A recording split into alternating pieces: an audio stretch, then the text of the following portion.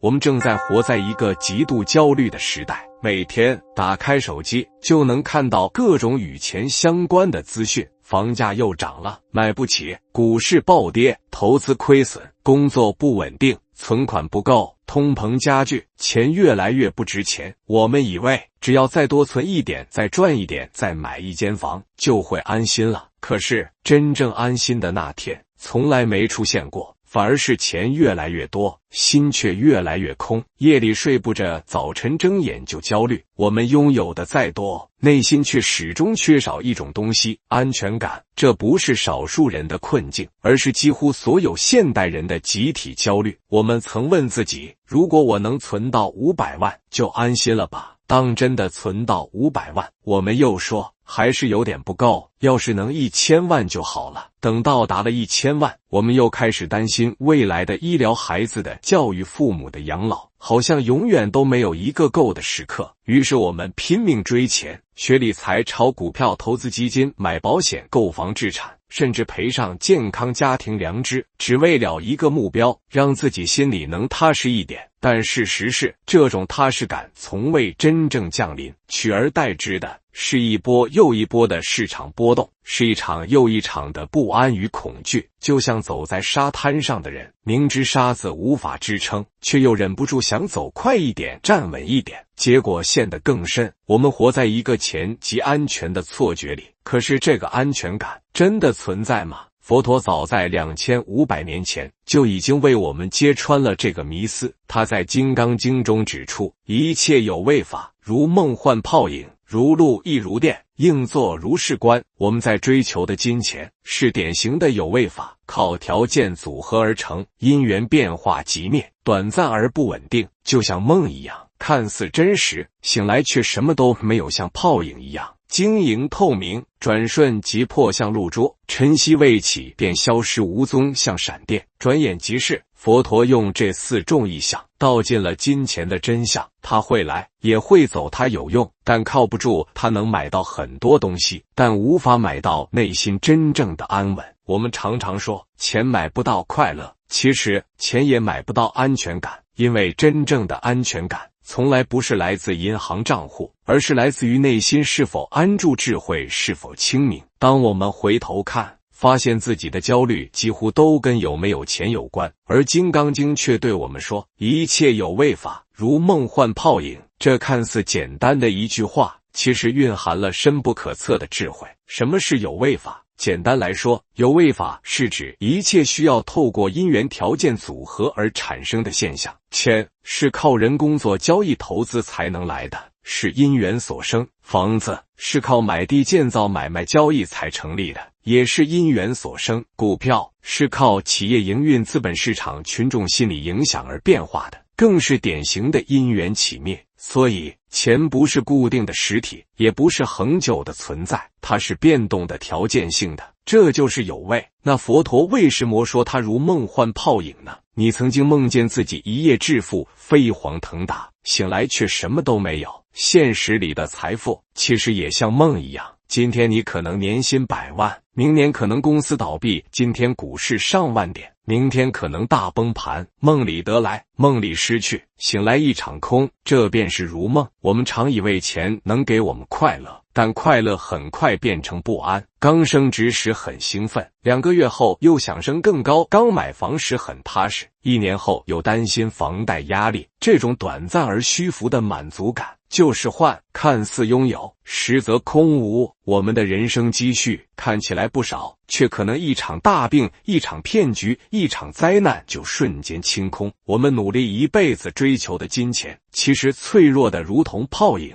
晨露在清晨闪耀，太阳一生就蒸发，闪电一瞬即逝，刹那生灭。佛陀要我们如是关照金钱，不是叫我们逃避，而是让我们看清它不可靠的本质。只有认清真相，我们才有可能真正自由。而我们之所以这么焦虑，正是因为我们把有为法当作依靠，把无常当成永恒。这就是《金刚经》要破的相，对外相的执着，对金钱的错误认知。佛陀说，凡所有相，皆是虚妄。若现诸相非相，即见如来。意思是说，我们眼睛所看到的一切都是暂时而不真实的。若我们能看到这些相本来就是非实相，就能接近真正的智慧，真正的佛性。我们的烦恼不是来自金钱的多少，而是来自对金钱的误解与执着。我们误以为它能给我们安全感，于是我们紧抓不放，结果是越抓越怕失去，越怕越焦虑。金刚经不是教我们拒绝金钱，也不是让我们贫穷什么都不做，而是教我们用清明的心、如实的智慧去看待金钱的本质。它是工具，不是依靠它能服务我们的生活，但不能拯救我们的灵魂。只有当我们不再被金钱相所迷惑，不再误以为安全感钱多，我们才能在拥有与失去之间保持一颗不动摇的心。安全感到底从哪里来？我们都曾以为，只要银行账户的数字足够高，我们就会感到安全；只要投资能稳稳赚钱，房价不跌，工作稳定，未来就会没有烦恼。但现实却一次又一次打脸我们的信念。即使收入翻倍了，我们的焦虑没有减半；即使拥有了梦寐以求的资产，我们还是害怕下一次危机的来临。那是因为我们把安全感错放在了外物上，而不是安住于内心的清明与稳定。真正的安全感不是拥有更多，而是减少执着。佛陀在《金刚经》中多次提到应无所住而生其心，这句话非常关键，也是我们从金钱焦虑中解脱的核心关键。什么是无所住？无所住的意思是指我们的心不应该住在任何一种执着上，比如不住于金钱，不住于成败，不住于未来，也不住于过去。意思不是我们不能使用钱，不能工作，而是我们不被它牵着走，不以为人生的意义和价值就等同于赚得多。我们之所以焦虑，是因为心被住在太多东西上。我们住在数字里，一天看3次股票，哪怕只跌了几点，都心惊胆跳。我们住在比较里，总是觉得别人升职，别人有房，自己就失败。我们住在未来里，总担心老了钱不够，孩子教育花费太大，自己生病怎么办？这些住在心里的东西，就是让我们无法安心的根本原因。金刚经的智慧就在于帮助我们从这些虚幻的住处中抽身出来。佛陀不是教我们不去面对现实的生活，而是教我们用无住的心活在有为的世界。金钱可以使用，但不能依赖；可以运作，但不能执着。我们回想一下，在我们最焦虑、最不安的时候，那些情绪其实并不是金钱直接造成的，而是我们对金钱失控的恐惧所造成的。也就是说，恐惧不是来自缺钱，而是来自对钱的过度依赖。当我们学会无所住，就像把心从一栋正在倒塌的建筑中搬出来，不再依靠那个会倒塌的钱来维持内在的稳定。这时候，即使外在有风雨，心中仍然有一处稳固的本心作为依止。我们要明白一件事，钱的流动是正常的，赚钱、花钱，甚至失去钱，都只是人生的一部分，但它们都不等于我们的本体，不等于我们的幸福和价值。佛陀说，若见诸相非相，即见如来。这里的如来就是指我们的本性觉性，是超越一切相的真如智慧。也就是说，当我们能够看穿金钱的相，那短暂变动不稳定的外相，并不再被它左右，反而能够以稳定、平静、慈悲的心看待钱财，那么我们的内心就开始接近如来的智慧。这才是真正的安全感，不是来自金钱本身，而是来自我们对金钱的觉知与放下。那么，当我们愿意看清金钱的本质，愿意从《金刚经》中寻找出路之后，具体应该怎么做？我们又该如何真正的放下执着，建立正确的金钱观？佛教的修行不是空谈，而是极其务实的内观与实践。《金刚经》作为大乘佛教的智慧经典，也提供了明确的修行门径。以下是我们可以从中实践的4个修行法门。第一，诵读《金刚经》，让智慧的语言润泽我们的心。诵经不只是念经，而是让经文的力量进入我们的心田。初学者可能会觉得《金刚经》文字艰深难懂，但请记住，这部经典不是要我们理解它的每一字，而是要我们感受它的每一意。就像喝茶，有时候一口淡淡的清香，不用分析茶叶品种，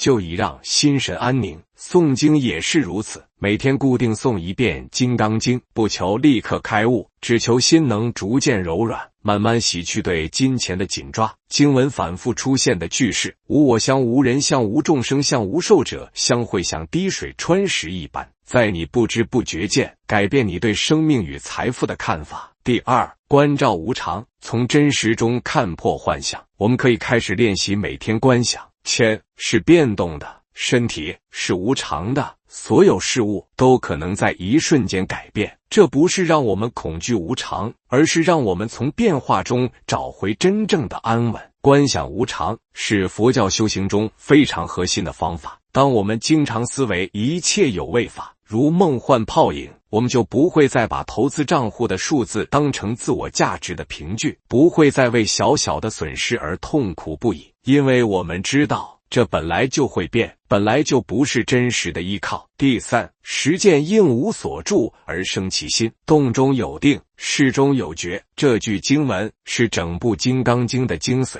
我们可以这样实践：当在投资市场操作时，保持清醒，不贪不恐不躁；赚钱时不迷恋成功，失败时不陷入自责；规划理财时不执着于必须拥有，而是用这是善巧方便的角度看待。这样做不是要我们远离财富、逃避工作，而是教我们在一切行动中保持觉知，不住于相，不执于果，不迷于成败。第四，行布施修福报，以放下来对抗执着。布施不只是施舍金钱，更是学习放下我执的实际方法。当我们愿意将财富的一部分帮助他人、支持公益、资助贫弱，我们的心就不再那么执着于这是我的，我不能失去。布施的真正力量在于它能让我们破除内在那股抓住不放的惯性，哪怕是每天一点点的分享，都是在训练我们的心，学会给予，也学会放下，学会使用金钱，也学会不依赖金钱。以上四种法门不是高深的哲学理论，而是我们可以落实在日常生活中的简单行动。从每天诵经开始，从一次布施、一段自我关照、一个理性消费的选择开始，我们就能一步步从金钱焦虑中抽身而出，走回内心真正的安稳之地。当我们持续诵读《金刚经》，用心去体会其中智慧的力量，会发现一种无声无息的改变正在内心慢慢发生。那是一种看透却不厌恶，放下却不逃避的态度。我们不再排斥金钱，也不再依赖它，我们懂得它的作用，也明白它的限制，我们用它过生活，但不让它支配我们的心。这种内在的成熟与通透，是世间任何理财课程都无法教会的。它不是技巧，而是智慧。《金刚经》让我们认清了金钱的无常性，也让我们开始寻找一种真正不会动摇的东西，那就是我们的本心。佛陀说，一切贤圣皆以无为法而有差别，意思是说，真正的修行人不在于他拥有多少知识、多少经验，而在于他能否放下一切有为的执着，安住于无为的自在。那种无为的状态，正是内在最深的安全感来源。当我们真正理解一切有为法如梦幻泡影，我们会产生三种改变。首先，我们对金钱的执着转为自在。以前我们赚钱是为了怕没钱、怕失控，现在我们赚钱是为了更好的生活、更好的帮助他人。以前我们看着账户数字起伏，心也随之高低起伏，现在即使损益变动，我们仍然保持稳定清明的心。金钱不再是安全感的载体，而只是生活的工具而已。这就好像驾车，以前我们怕车坏了就停不下来，现在我们知道车只是工具，该走则走，该停则停，内心不再惊慌失措。其次，我们对得失的看法更加平衡。《金刚经》告诉我们，不住于相，不执于果，也就是说，不要执着于眼前的成果与回报。我们曾经认为，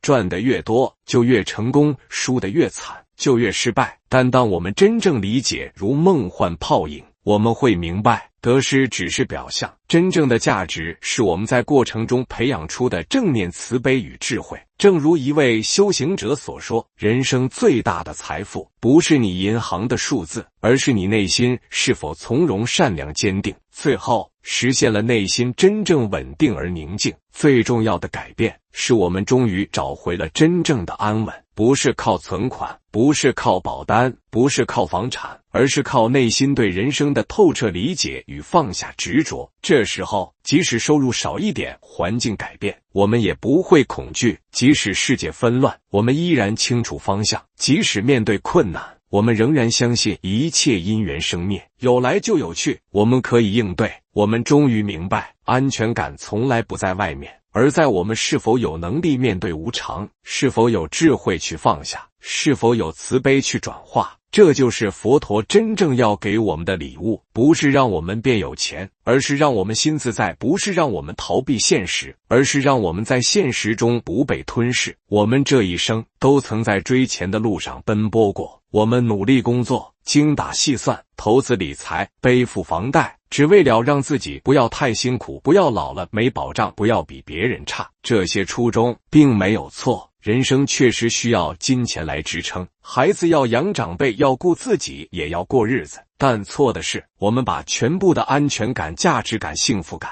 都压在了金钱这个会变动、会消失、会崩盘的东西上。我们本可以安住的心，却被这场金钱游戏牵着走，日夜不安，患得患失。如今，《金刚经》给了我们一条全然不同的路，不是不要钱，而是要看透钱；不是不理财，而是不执着成果；不是要离开现实，而是在现实中修一颗不动的心。诵《金刚经》，观无常相，修无所住，行不失道。这些佛陀所教导的法门，不是只有出家人才需要的，而是每一个想要活得安心、清醒、自在的现代人都可以实践的。我们要明白，有钱不等于富足能安心，才是真正富有。愿我们在奔波的世间中不迷失本心，愿我们在红尘的金光中不忘智慧之光，愿我们学会以《金刚经》的智慧关照人生，把心安住，把执着放下，把安全感找回。这才是佛法最深的财富智慧，也是我们每个人此生真正值得拥有的资产。